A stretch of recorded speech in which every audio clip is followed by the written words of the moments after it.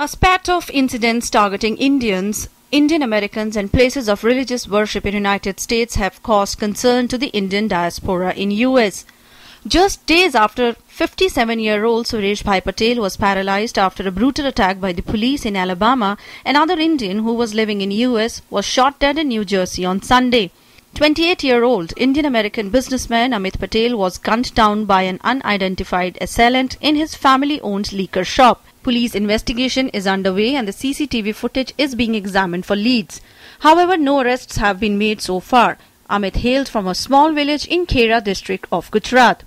Counter के बाहर घूम रहा था और बैठा था और जहां किसी ने आके गोली मार दी तो उसको भी पता भी नहीं था। सीधा उसका फादर वो ऑफिस में सो रहा तो आवाज सुन के बाहर आया, उसको पता चला कि भी गोली मार दी है तो उसने पुलिस को फोन किया। पुलिस आई और बाद में पता चला कि मेरे लड़के को गोली मारी है। वो भी एकदम अवाक हो गया।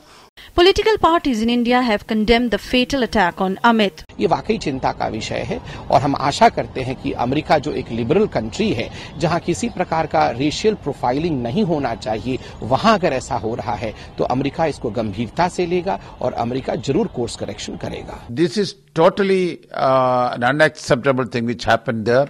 And if the government of United States cannot protect the other communities here, other than especially the Hindu community there, then they have no right to speak about such things happening in other countries.